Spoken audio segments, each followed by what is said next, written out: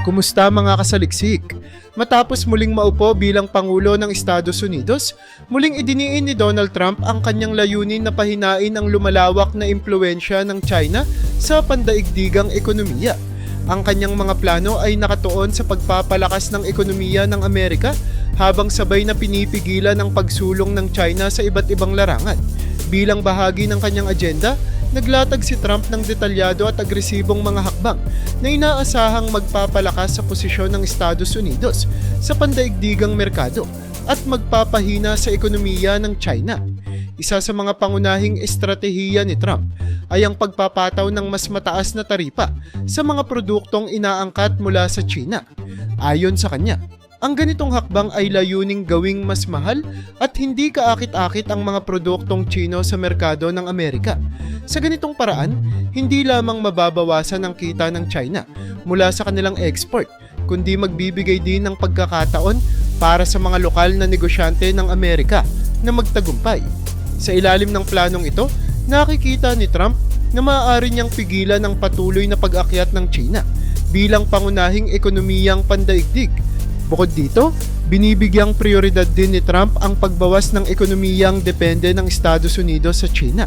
Ang kanyang administrasyon ay naglalayong hikayatin ng mga kumpanyang Amerikano na ilipat ang kanilang mga pabrika at operasyon mula sa China patungo sa ibang mga bansa na mas kaalyado ng Amerika. Isa sa mga bansa na inaasahang makikinabang sa hakbang na ito ay ang Pilipinas. Ayon sa mga eksperto, ang relokasyon ng mga pabrika mula China ay maaaring magbigay ng bagong oportunidad para sa mga bansa sa Asia-Pasipiko at magpalakas sa kanilang ekonomiya habang binabawasan ang kontrol ng China sa pandaigdigang supply chain. Ang pagpapalakas ng domestic manufacturing ay isa rin sa mga sentrong plano ng administrasyon ni Trump. Para sa kanya, ang pagbibigay ng suporta sa mga industriya sa loob ng Estados Unidos ay susi upang mabawasan ang pag-asa ng bansa sa mga produktong inaangkat mula sa ibang bansa, partikular na mula sa China. Sa pamamagitan ng pagbibigay ng insentibo sa mga lokal na negosyo, kabilang ang mas mababang buwis at pinadaling proseso ng pagpapalawak. Layunin ni Trump na gawing self-sufficient ang Amerika pagdating sa produksyon ng mga pangunahing produkto. Isa pang aspeto ng kanyang estratehiya ay ang pag-block sa teknolohiyang Chino na matagal nang itinuturing na banta sa seguridad ng Amerika. Ang mga teknolohikal na produkto ng China tulad ng Huawei ay paulit-ulit na binansagang posibleng kasangkapan sa espiya, kaya't inilaan ni Trump ang mga hakbang upang pagbawalan ang kanilang paggamit sa mga kritikal na infrastruktura ng Amerika. Bukod dito, nagbabalak ang administrasyon na paigtingin ang pamumuhunan sa mga lokal na teknolohikal na kumpanya upang masiguro na ang Estados Unidos ang nangunguna sa teknolohikal na inobasyon at hindi ang China. Huling bahagi ng plano ni Trump sa ekonomiya laban sa China ay ang pagbubuo ng mga kasunduan sa alternatibong bansa. Sa halip na umasa sa mga produkto mula sa China, layunin ng administrasyon ni Trump na magtatag ng matibay na ugnayan sa mga bansang kaalyado, kabilang ang mga nasa Timog Silangang Asya, Europa at Amerika Latina. Sa pamamagitan ng mga bagong kasunduan sa kalakalan, umaasa siyang mapalitan ng mga produktong Chino ng mga produktong mula sa mga kaalyadong bansa na may parehong interes sa pagpigil sa lumalawak na kontrol ng China. Ang mga plano ni Donald Trump ay malinaw na nakatuon sa pagbalanse ng ekonomiyang pandaigdig at pagbawas sa pagdomina ng China.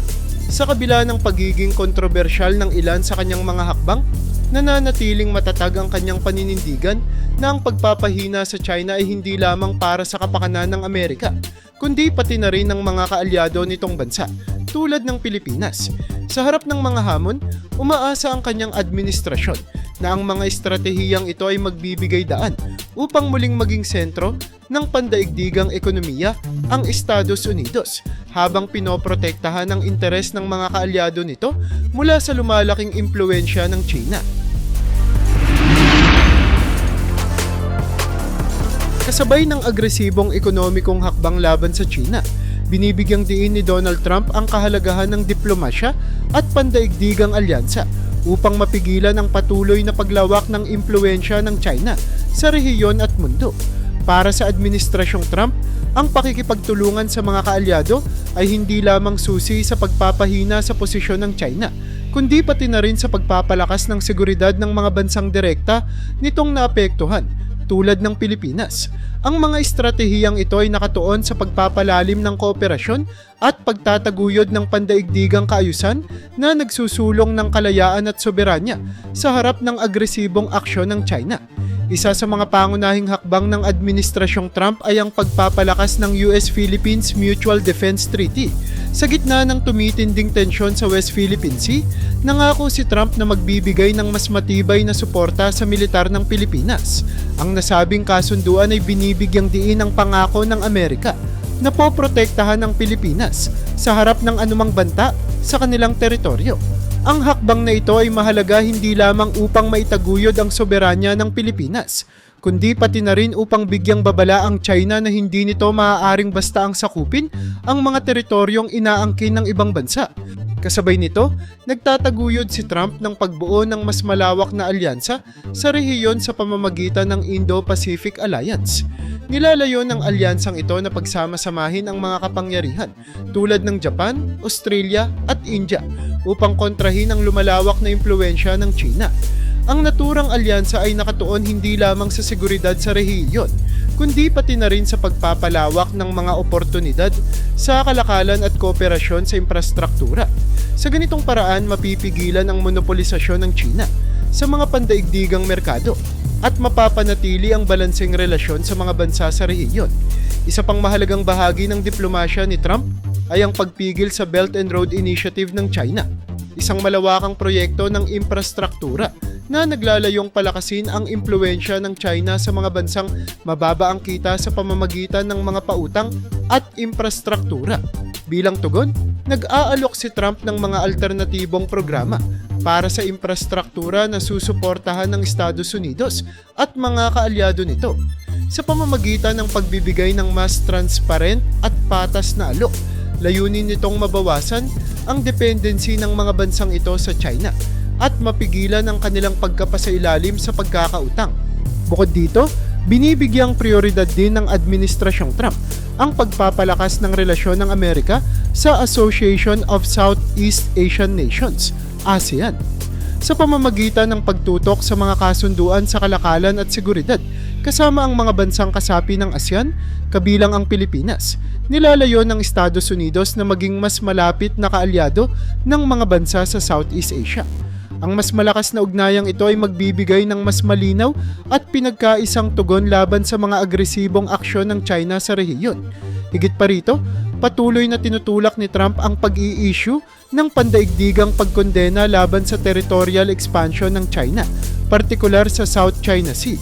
Sa pamamagitan ng mga resolusyon mula sa United Nations, layunin ng Administrasyong Trump na bigyang diin ang ilegal na aktibidad ng China at palakasin ang suporta mula sa iba't ibang bansa para igiit ang karapatan ng mga bansang apektado ng militarisasyon ng China. Ang hakbang na ito ay isang mahalagang estratehiya upang itulak ang China na sumunod sa pandaigdigang batas at irespeto ang mga desisyong inilabas ng international arbitration tulad ng 2016 ruling na pumapabor sa Pilipinas. Ang mga hakbang na ito ay malinaw na nagpapakita ng intensyon ng Administrasyong Trump na gawing mas masalimuot para sa China ang magpatuloy sa kanilang territorial expansion at pang-ekonomiyang monopolyo. Sa pamamagitan ng diplomasya at matibay na alyansa, layunin ni Trump na palakasin ang posisyon ng Estados Unidos at mga kaalyado nito upang labanan ang anumang banta mula sa China. Habang tumitindi ang tensyon, nananatili si Trump na matatag sa kanyang paniniwala na ang kooperasyon sa pagitan ng mga demokratikong bansa ang susi sa pagpapanatili ng kapayapaan at kaayusan sa rehiyon at sa buong mundo. Isa sa mga pinakamalaking hamon na kinakaharap ng Administrasyong Trump ay ang agresibong presensya ng China sa South China Sea, partikular sa West Philippine Sea, kung saan mariing tinututulan ng maraming bansa, kabilang ang Pilipinas, ang militarisasyon at reclamation activities nito.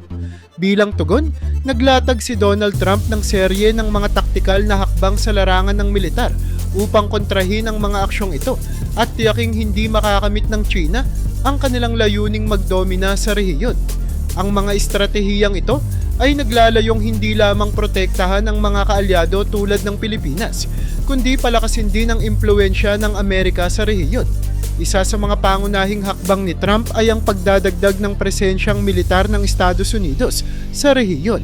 Pinagtuunan ng pansin ang pagpapalakas ng naval presence sa West Philippine Sea upang aktibong mapigilan ang mga aktibidad ng China, lalo na ang kanilang reclamation at militarisasyon sa mga artificial islands, sa pamamagitan ng pagpapadala ng mas maraming barko, submarino at eroplanong pandigma. Pinapakita ng Amerika ang kanilang pangako na panatilihin ang kalayaan sa paglalayag at protektahan ang pandaigdigang karagatan mula sa eksklusibong kontrol ng China.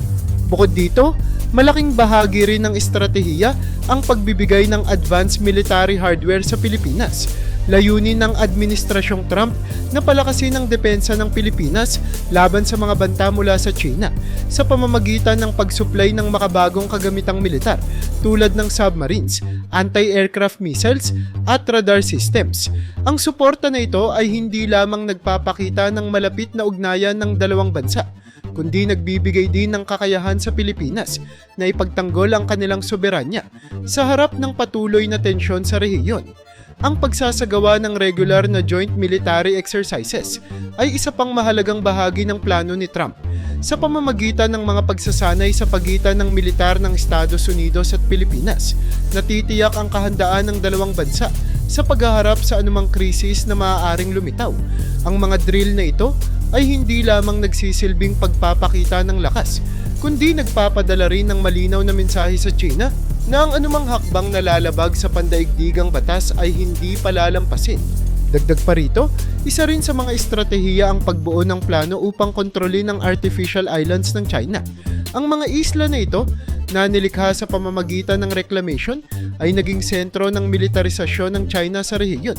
Bilang tugon, pinag-aaralan ng Administrasyong Trump ang mga hakbang upang mapilitan ng China na itigil ang kanilang mga aktibidad, kabilang na ang pressure mula sa pandaigdigang komunidad at ang posibilidad ng mas malakas na pagkilos mula sa militar. Ang hakbang na ito ay naglalayong tiyaking hindi magagamit ng China ang mga artificial islands bilang base militar na nagbabanta sa seguridad ng rehiyon.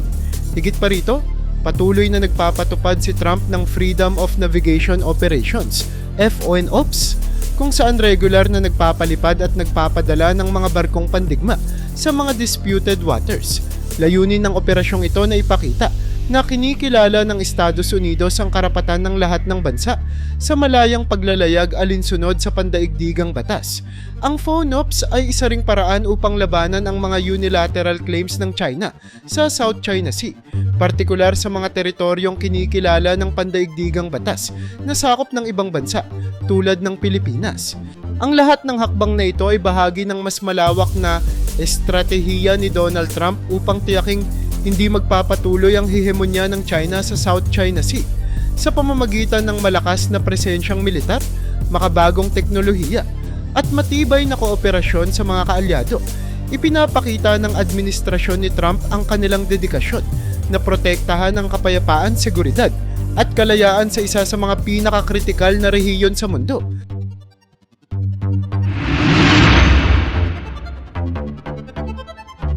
Sa patuloy na paglago ng digital na mundo, lumalawak din ang banta mula sa China sa larangan ng cybersecurity at teknolohiya.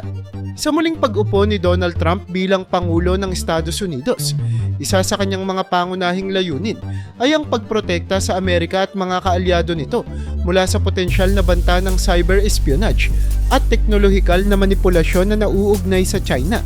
Sa ilalim ng kanyang administrasyon, inilalatag ang mga hakbang na tutugon sa mabilis na pagbabago ng teknolohiya habang nililimitahan ang impluwensya ng China sa digital na espasyo.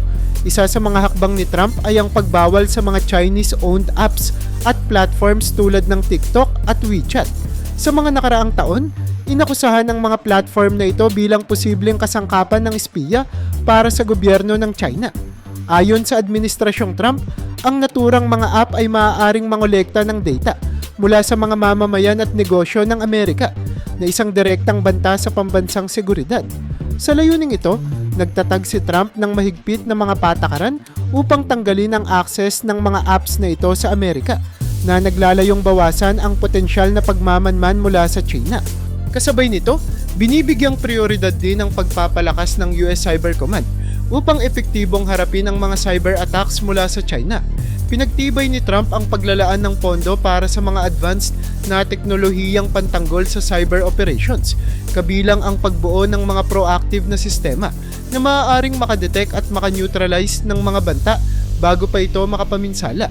Ang hakbang na ito ay nagpapakita ng seryosong pagtutok ng administrasyon sa proteksyon ng kritikal na digital na infrastruktura ng Amerika. Bukod dito, isang mahalagang bahagi ng estratehiya ni Trump ay ang pagpapalakas ng lokal na teknolohiya sa Estados Unidos. Naniniwala siya na ang pagsuporta sa mga kumpanyang Amerikano na gumagawa ng mga chips, artificial intelligence, AI, at iba pang critical technologies ay isang mahalagang hakbang upang hindi na umasa ang Amerika sa mga produktong galing China. Naglaan ang administrasyon ng pondo at insentibo para sa mga kumpanyang nag-iimbento ng makabagong teknolohiya na layuning tiyakin na ang Estados Unidos ang mangunguna sa pandaigdigang teknolohiyang kompetisyon. Maliban dito, binibigyang pansin din ng Administrasyong Trump ang pagmonitor sa digital infrastructure ng bansa. Bilang bahagi ng kampanya laban sa mga produktong Chinese, mahigpit na ipinatupad ang pagbabawal sa mga Chinese-made equipment tulad ng Huawei at ZTE sa mga telecommunication networks ng Amerika. Ang mga kumpanyang ito ay pinaghihinalaang may kaugnayan sa gobyerno ng China at posibleng gamitin sa espiya. Sa pamamagitan ng pagbabawal, sinisiguro ng Administrasyong Trump na magiging secure at protektado ang mga digital na sistema ng Amerika mula sa mga banta. Sa huli, hindi limitado sa loob ng bansa ang mga hakbang na ito. Malaking bahagi ng estratehiya ang pagsuporta sa mga kaalyado, kabilang ang Pilipinas, sa pagpapalakas ng kanilang cybersecurity capabilities.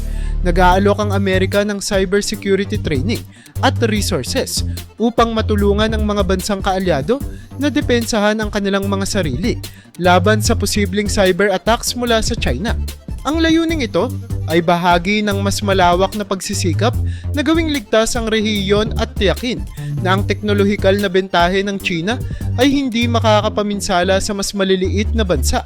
Sa pamamagitan ng komprehensibong estratehiya sa cybersecurity at teknolohikal na labanan, malinaw na ipinapakita ni Donald Trump ang kanyang intensyong hindi lamang protektahan ng Estados Unidos, kundi pati na rin ang kanyang mga kaalyado mula sa banta ng China.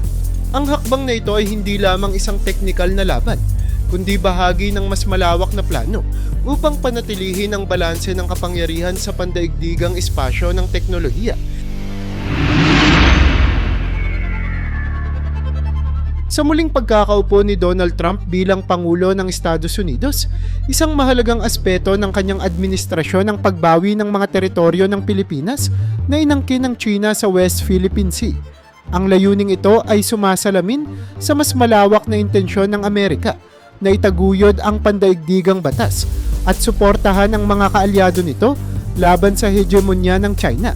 Sa pamamagitan ng detalyadong mga hakbang, layunin ni Trump na bigyang kakayahan ng Pilipinas na muling makuha ang kontrol sa kanilang mga teritoryo at palakasin ang kanilang posisyon sa rehiyon. Ang unang hakbang ng Administrasyong Trump ay ang direktang pagbibigay ng pondo sa Philippine Coast Guard. Nakikita ni Trump ang kahalagahan ng pagpapalakas ng maritime law enforcement ng Pilipinas bilang pangunahing depensa laban sa agresibong presensya ng China sa West Philippine Sea. Sa pamamagitan ng pondo mula sa Estados Unidos, mabibigyan ng mas modernong kagamitan at teknolohiya ang Philippine Coast Guard, kabilang ang mga high-speed patrol vessels, radar systems, at communication equipment. Ang hakbang na ito ay naglalayong tiyakin na may sapat na kapasidad ang Pilipinas na bantayan at ipagtanggol ang kanilang mga teritorial na karagatan.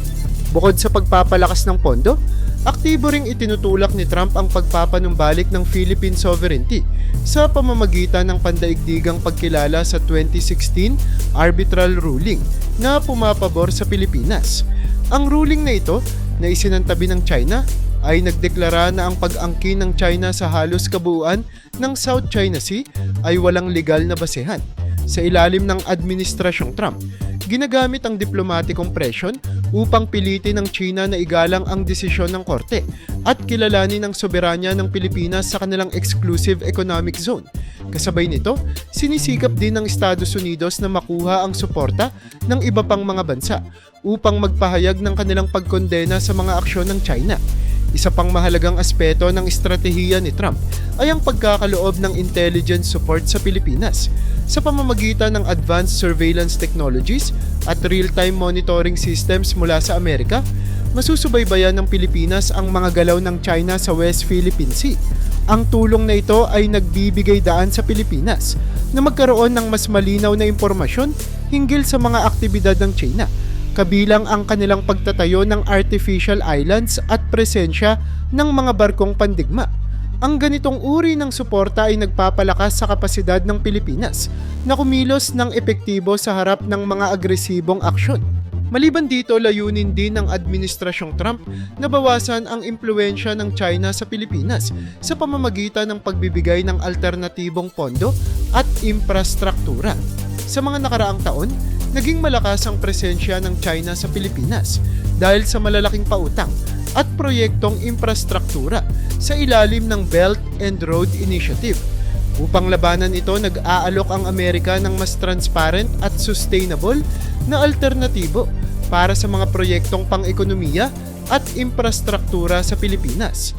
Sa pamamagitan ng mga ganitong hakbang, layunin ni Trump na gawing mas malaya ang Pilipinas mula sa anumang anyo ng ekonomiko o politikal na kontrol ng China. Sa huli, binibigyang diin din ni Trump ang kahalagahan ng direktang usapan sa mga lider ng Pilipinas upang tiyakin na ang kanilang interes ay protektado. Ang bukas na komunikasyon sa pagitan ng dalawang bansa ay nagbibigay daan upang masigurong malinaw ang posisyon ng Amerika sa pagtulong sa Pilipinas at upang mas maunawaan ang mga pangangailangan ng kanilang kaalyado. Sa pamamagitan ng regular na konsultasyon, nasisiguro rin na ang bawat hakbang ay naaayon sa layunin ng parehong bansa na protektahan ang soberanya ng Pilipinas. Ang mga estratehiya ni Donald Trump sa pagbawi ng teritoryo ng Pilipinas ay sumasalamin sa kanyang paninindigan laban sa hegemonya ng China at ang kanyang dedikasyon sa pagtulong sa mga kaalyado ng Amerika. Sa pamamagitan ng komprehensibong mga hakbang na ito, inaasahan na mas magiging matatag ang posisyon ng Pilipinas sa West Philippine Sea at muling may tatag ang karapatang pandaigdig ng bansa sa kanilang mga teritoryo. Ang mga hakbang na ito ay hindi lamang para sa kapakanan ng Pilipinas, kundi pati na rin sa mas malawak na layunin ng Amerika na panatilihin ang balanseng kapangyarihan sa rehiyon.